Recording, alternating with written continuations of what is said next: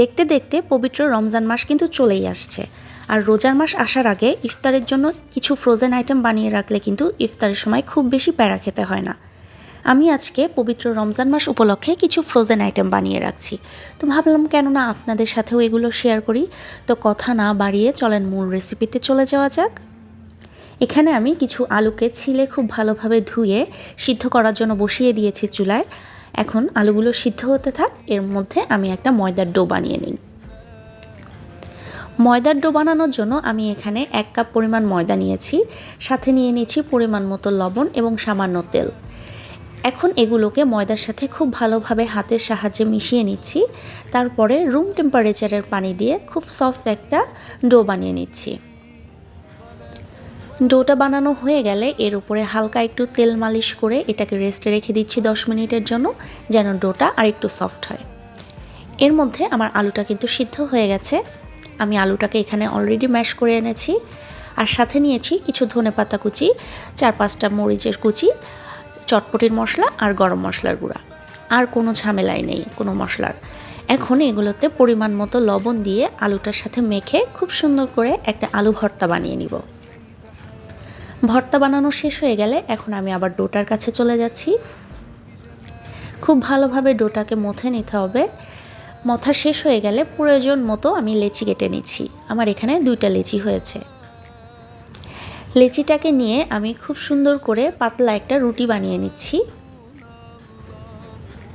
রুটি বানানো হয়ে গেলে রুটিটার ঠিক মাঝখান বরাবর যে কোনো কৌটার একটা মাথা আমি দিয়ে দিচ্ছি। এখানে আমি কফির মুখটা ইউজ করেছি, ঠিক রুটিটার মাঝখানে রাখতে হবে। তারপরে রুটির চারপাশে যে আলুটা আমি ভর্তা করে রেখেছি সেইটা আমি স্প্রেড করে দিচ্ছি আস্তে আস্তে, যেন চারিদিকে রুটির চারিদিকে আলু ভর্তাটা পৌঁছে যায়। তো আলু ভর্তাটা দেওয়া শেষ হয়ে গেলে আমি আস্তে করে ঢাকনাটা তুলে নিচ্ছি। এখন পিৎজা কাটার মতো করে ছুরির সাহায্যে আমি রুটিটাকে ভাগ ভাগ করে কেটে নিচ্ছি। আপনারা দেখলেই নিশ্চয়ই বুঝতে পারবেন আমি কিভাবে করছি কাজটা। আমরা যেভাবে পিৎজা কাটি সেভাবেই আমি রুটিগুলোকে কেটে নিচ্ছি। রুটিটা কাটা হয়ে গেলে ক্রোসেন্টের মতো জাস্ট একটু ঘুরিয়ে ঘুরিয়ে শেপ দিলেই হয়ে গেল, আর কোনো ঝামেলা নেই, ভীষণ ইজি। আপনারা আবার একটু দেখলে বুঝতে পারবেন আমি কিভাবে বানাচ্ছি। জাস্ট হাত দিয়ে ঘুরিয়ে ঘুরিয়ে আমি রুটির ওই মাথা বরাবর নিয়ে যাচ্ছি। আপনারা হয়তোবা ভাববেন যে ভাজার সময় এটা খুলে যাবে কিনা বা ভিতরের পুরটা বের হয়ে আসবে কিনা, বাট এরকম টেনশনের কোনোই কারণ নাই। এটা ভাজার সময় খুলেও আসবে না আর ভিতরের পুরগুলোও বের হয়ে আসবে না। এভাবে আমি সবগুলো শেপ দিয়ে নিলাম। তারপরে আমি এখন এটাকে সেট হওয়ার জন্য ফ্রিজে রেখে দিব 10 মিনিটের জন্য।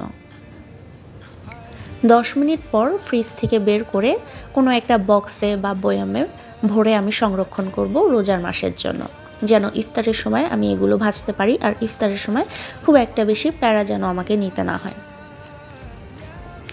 আমি কিছু আপনাদেরকে এখন ভেজে দেখাচ্ছি যেগুলো ভাজার পরে দেখতে কেমন হয়। আমি এখানে কড়াইয়ে তেল গরম করে নিয়েছি। এখন কয়েকটা ফ্রোজেন আইটেম আমি এখানে দিয়ে দিচ্ছি। এগুলোকে কিন্তু ফ্রোজেন যখন করব তখন কিন্তু এটা 2 মাসের মতো সংরক্ষণ করা যাবে। তো কোনো টেনশন নাই যে রোজার মাসে এগুলো খাওয়া যাবে কিনা বা নষ্ট হয়ে যাবে কিনা। আপনারা নিশ্চিন্তে কিন্তু এটা বানিয়ে রোজার মাসে সংরক্ষণ করে রাখতে পারেন। আর শুধু রোজার মাস না, এটা কিন্তু বাচ্চাদের টিফিন, বিকালের নাস্তা বা বাসায় কোনো গেস্ট আসলে আপনারা সব জায়গায় এটা সার্ভ করতে পারেন। That's enough for today.